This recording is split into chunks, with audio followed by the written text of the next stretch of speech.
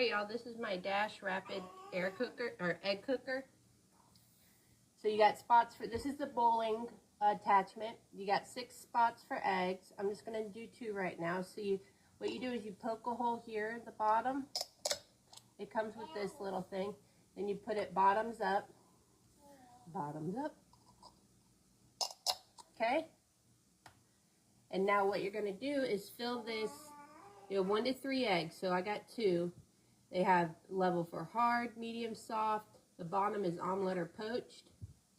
Okay, so I'm going to go get my water. Pour your water in there. Put the lid on. I did a soft. And then just press the button.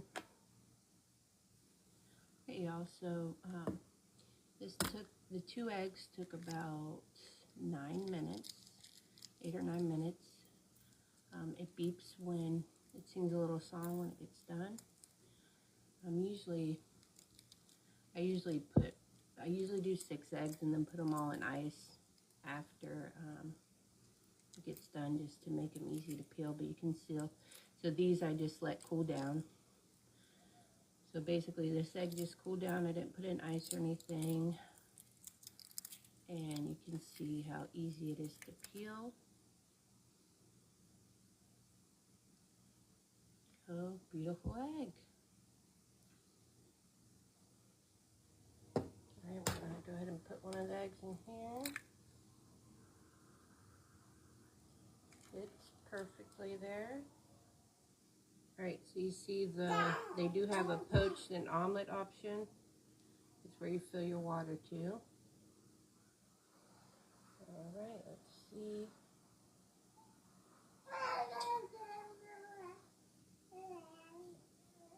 Okay, I forgot to spray the little pans, so I had to scrape them out.